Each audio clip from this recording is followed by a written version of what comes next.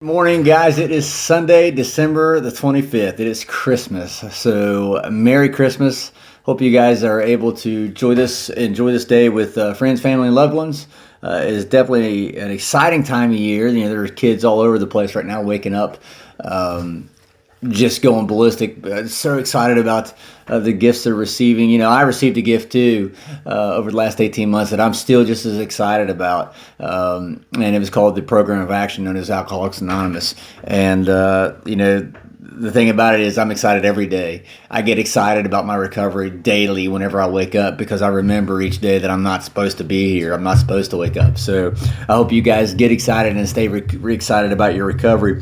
Wanted to talk today about step 10 real quick. On page 84, starts midway, says, suggests that we continue to take personal inventory and continue to set right any new mistakes as we go along. We vigorously commence this way of living as we cleaned up the past. So this is the step 10, right? This is where we are continue taking inventory, basically. And we're, when we were wrong, we promptly admitted it.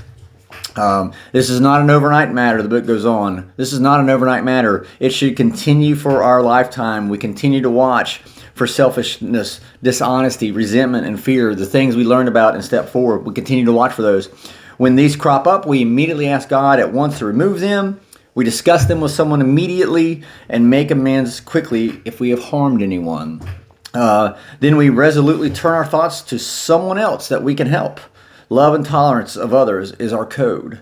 And we have ceased fighting anything or anyone, even alcohol. So we're done fighting. For years I fought. I tried to argue the whole principle that I didn't have a drinking problem, I had a management problem. I just needed to learn to manage my alcohol better. Well, come to find out, I couldn't. And I lost that argument. And it was one of the greatest days of my life, just finally admitting defeat. Step 1, just finally admitting that I was powerless over alcohol. I had lost that argument. I was glad the argument was over. I was glad I didn't have to fight that argument because I spent many years trying to fight that argument and win that argument. And I'm so thankful today that I didn't win that argument because had I still been fighting, I'd probably be dead now. So again, step 10 is one of those things where we're just continuously aware all throughout our day, every minute of every day. And when we were wrong, I say that it could mean something as simple as I snapped off at somebody. I said something I probably shouldn't have said.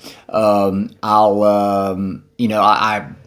could have truly harmed somebody. I could have intentionally deprived somebody of something or lied to somebody about something. When we continue to watch for selfishness, dishonesty, resentment, and fear, we have to pay attention. Doug B. always says, pay attention to what you're paying attention to.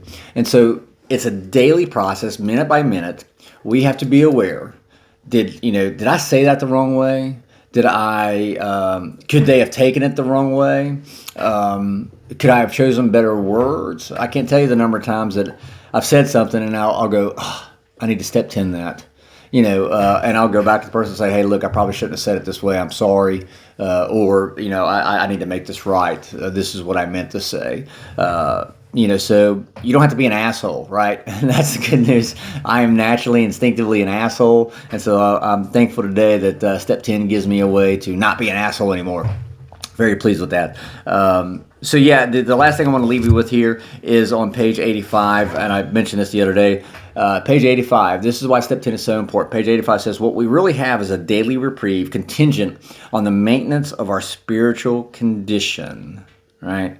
Every day is a day when we must carry the vision of God's will into all of our activities. How can I best serve thee, not me, right? So again, what we really have is a daily reprieve contingent upon the maintenance of our spiritual condition. My spiritual condition is imperative because, again, what we have now begun doing is walking and viewing the world through the eyes of the Spirit, basically.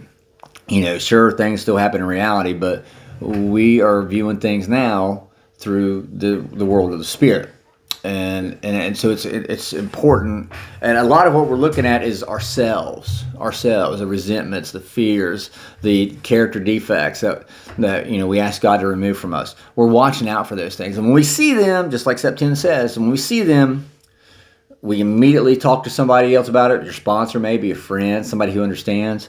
And then we immediately, once we're done with talking with them, we go right out and start working with others. And so this is an important step for step 10 because this is our accountability, self-accountability. And then, of course, your sponsor becomes your outside, external accountability, right?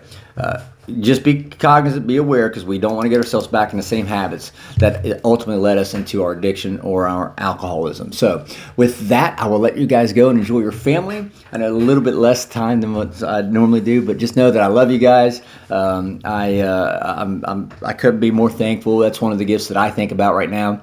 On today is that, I got some great sponsees, and I love being able to share with you guys, coming to your mobile devices at least, and share with you guys, and hopefully pass on some experience, strength, and hope that my sponsor shared with me, and he so freely gave to me. So anyway, love you guys. Merry Christmas. Michael Bragg. I'll be seeing you hopefully here later today. And always keep in mind, fellas, you can't get drunk if you don't take that first drink.